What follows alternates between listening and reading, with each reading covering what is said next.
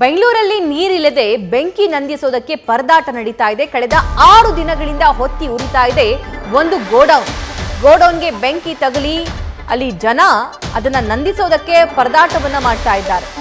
ಪರೀಕ್ಷೆ ಟೈಮ್ನಲ್ಲಿ ಸಂಕಷ್ಟ ಎದುರಾಗಿದೆ. ಜನ ಉಸಿರಾಡೋಕೆ ಸಾಧ್ಯವಾಗ್ತಾ ಇಲ್ಲ. ಮಕ್ಕಳಿಗೆ ಇಂಥದ್ರಲ್ಲಿ ಸ್ಕೂಲಿಗೆ ಕರ್ಕೊಂಡು ಹೋಗ್ಬೇಕು, ಎಕ್ಸಾಮ್ ಅಟೆಂಡ್ ಮಾಡಿಸ್ಬೇಕು, ಹೇಗೆ ಅನ್ನುವಂಥ ಬಹುದೊಡ್ಡ ಕ್ವಶನ್ ಮಾರ್ಕ್ ಆ ಭಾಗದಲ್ಲಿ ವಾಸ ಮಾಡುವ ಜನರಲ್ಲಿ ಕಾಡ್ತಾ ಇದೆ.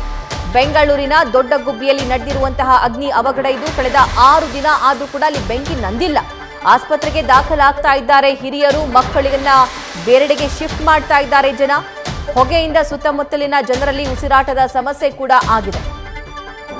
ಇನ್ನು ಈ ಬಗ್ಗೆ ನಮ್ಮ ಪ್ರತಿನಿಧಿ ಸತ್ತಾರ್ ಗ್ರೌಂಡ್ ರಿಪೋರ್ಟ್ ನೀಡಿದ್ದಾರೆ, ನೋಡ್ಕೊಂಬರೋಣ. ಆಗ್ತಾ ಇದ್ದಂಗೆ ಸಿಲಿಕಾನ್ ಸಿಟಿಯಲ್ಲಿ ದೊಡ್ಡ ಮಟ್ಟದಲ್ಲಿ ಜಲಕ್ಷಾಮ ಕೂಡ ಉಂಟಾಗಿತ್ತು.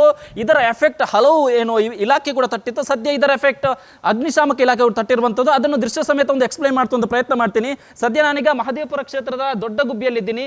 ಈ ಒಂದು ಆಹಾರ ಪದಾರ್ಥದ ಗೋಡನ್ ಏನಿದೆ, ಸೋಮವಾರ ಬೆಳಗ್ಗಿನ ಜಾವ 3 ಗಂಟೆ ಸುಮಾರಿಗೆ ಇಲ್ಲಿ ಒಂದು ಬೆಂಕಿ ಆಕಸ್ಮಿಕವಾಗಿ ಬೆಂಕಿ ಕಾಣಿಸಿಕೊಳ್ಳುತ್ತೆ. ಇದಾದ 1 ವಾರ ಆದರೂ ಕೂಡ ಸರಿಸುಮಾರು 6 ದಿನ ಆದರೂ ಕೂಡ ಇನ್ನೂ ಕೂಡ ಇದರಲ್ಲಿ ಬೆಂಕಿಯನ್ನು ಇಲ್ಲಿ ಕೂಡ ಬೆಂಕಿ ಸಂಪೂರ್ಣವಾಗಿ ನಂದಿ ಹೋಗಿಲ್ಲ.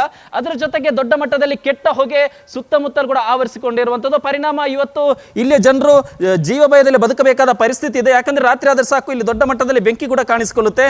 ಅದರ ಜೊತೆಗೆ ಈ ಕೆಟ್ಟ ಹೊಗೆಯಿಂದ ಸುತ್ತಮುತ್ತಲ ಜನರು ಉಸಿರಾಡ ಕೂಡ ಪರದಾಡಬೇಕಾದ ಪರಿಸ್ಥಿತಿ ನಿರ್ಮಾಣವಾಗಿರುವಂಥದ್ದು.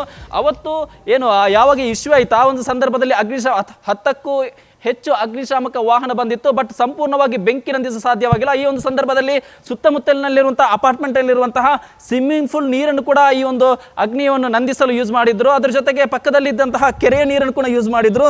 ಆದ್ರೂ ಕೂಡ ಇನ್ನೂ ಕೂಡ ಸಂಪೂರ್ಣವಾಗಿ ಬೆಂಕಿ ನಂದಿ ಹೋಗಿಲ್ಲ. ಈ ಬಗ್ಗೆ ಪರಿಣಾಮ ಇವತ್ತು ಸುತ್ತಮುತ್ತ ಜನರು ಕೂಡ ಉಸಿರಾಡ ಕೂಡ ಪರದಾಡಬೇಕಾದ ಪರಿಸ್ಥಿತಿ ನಿರ್ಮಾಣವಾಗಿರುವಂಥದ್ದು. ಯಾಕಂದ್ರೆ ಈ ಒಂದು ಮನೆಯಲ್ಲಿ ಈಗಾಗಲೇ ಹಲವು ಮಂದಿ ರೋಗಿಗಳಾಗಿರುವಂಥದ್ದು. ಚಿಕ್ಕ ಪುಟ್ಟ ಮಕ್ಕಳು ಕೂಡ ಈಗ ಪರೀಕ್ಷೆ ಸಂದರ್ಭದಲ್ಲಿ ಕೂಡ ಉಸಿರಾಟ ತೊಂದರೆಯಿಂದ ಆಸ್ಪತ್ರೆ ಕೂಡ ದಾಖಲಾಗ್ತಾ ಇದ್ದಾರೆ.